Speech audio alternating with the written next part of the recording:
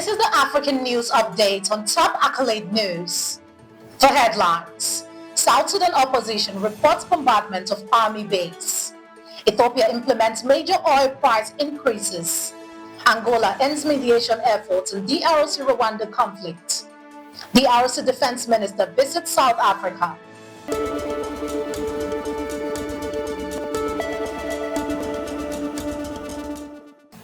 In politics, South Sudan opposition reports bombardment of army base. South Sudan's fragile peace is facing new threats as violence escalates between the forces of President Salva Kiir and its rival, Riek Machar. Late Monday, Machar's party, the Sudan People's Liberation Movement, in opposition, reported that its base about 15 kilometers from the capital, Juba, was bombarded, which they called a violation of the 2018 peace agreement. This comes as tensions grow over the ongoing clashes, particularly in the Upper Nile state, where a militia allied with Machar overran a military base earlier this month.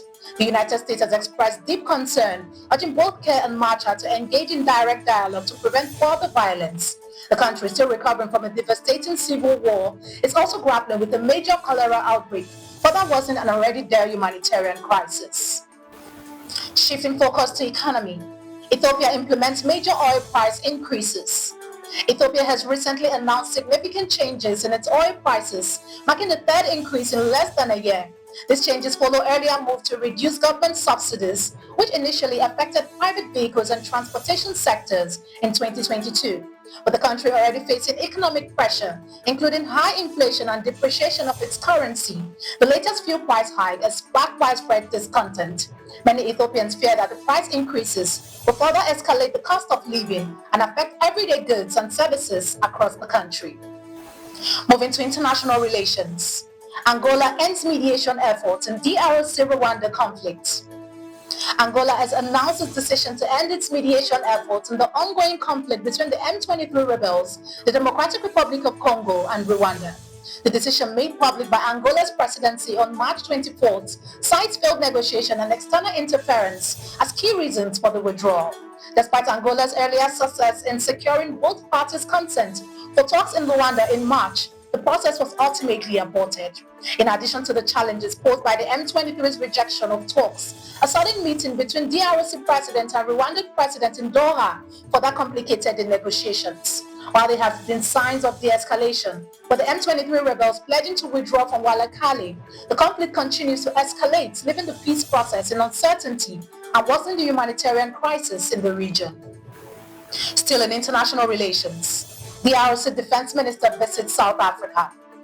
The Defense Minister of the Democratic Republic of Congo is currently on a state visit to South Africa aimed at strengthening defense cooperation between the two nations. The visit, which will last until Thursday, comes amid escalating violence in the eastern DRC, while South African troops have suffered heavy losses in the ongoing conflict.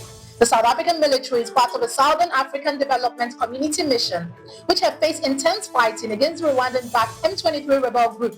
The discussions will focus on enhancing bilateral defense ties and strategic capabilities. The partnership is seen as vital for fostering regional peace and security, especially after the death of 14 South African soldiers in January. Despite diplomatic tension following the loss of the troops, particularly with Rwanda, the visit underscores the need for increased collaboration to address the ongoing crisis in the DRC. You are watching the African News Update on Top Accolade News. Do stay with us. Still to come.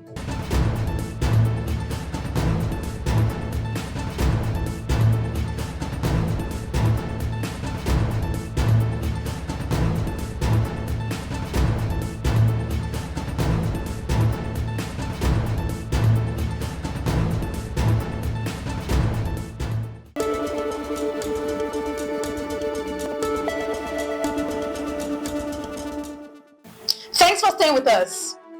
Moving on in international relations, Ghana and Morocco agreed to waive visa requirements. Ghana and Morocco have reached an agreement to move towards waiving visa requirements for all travelers between the two nations, a step aimed at enhancing their diplomatic and economic ties. Ghana's Foreign Affairs Minister confirmed that the agreement will soon be presented to both countries' parliament for ratification. The two countries also plan to expand cooperation in areas such as agribusiness, tourism, and security. Additionally, Morocco has doubled its annual scholarship for Ghanaian students, increasing the number from 90 to 180. In conflict, tensions escalate between Chad and Sudan. Chad has condemned a senior Sudanese general threat to target its airport, calling it a declaration of war after the deputy commander of Sudan's army accused Chad of allowing UAE-backed weapon deliveries to the paramilitary rapid support forces. In response, Chad's foreign ministry emphasized that it would act in accordance with international law if its territory is threatened. The escalating rhetoric follows accusation from Sudan's army that the UAE is aiding the RSF in the country's brutal civil war. The RSF recently claimed control over a town in Darfur, exacerbating the ongoing conflict. While Chad maintains neutrality, the diplomatic tensions reflect the increasing regional instability, with Sudan's internal war spilling over into neighboring countries and international involvement complicating the situation. In entertainment, nominees for the 2025 African Magic Viewers' Choice Award announced. The nomination for the 2025 African Magic Viewers' Choice Award have been unveiled, recognizing outstanding achievement in African cinema and television. Leading the nomination are Nollywood stars who have earned roles for their remarkable performances. The AMVCA celebrates a range of categories, with a diverse array of nominees, including emerging filmmakers from the Multi-Choice Talent Factory program. The award highlights Africa's rich storytelling culture. Fans across the continent eagerly await for the winners in these prestigious categories. Now in sports, Ghana dominates Madagascar in World Cup qualifier. Ghana's bid for a spot at the 2026 FIFA World Cup strengthened into a 3-0 victory over Madagascar as Thomas Partey and Mohamed Kudus played pivotal roles in the win. Partey opened the scoring with a header from Jordan Ayew's free kick, and the duo combined again for 2 more goals, securing a commanding lead in Group I, 5 points ahead of second-place Madagascar. Meanwhile, Ivory Coast triumphed 1-0 against the Gambia, earning 3 points to top Group F. The Black Stars and Ivory Coast are on track for World Cup qualification as the race intensifies across Africa's qualifying groups. That concludes our African news update for today. Stay tuned for more African news and developments. Thanks for joining us. I am Ojarumi Okocha. Connect and engage with us on all our social media handles. Do have a wonderful day.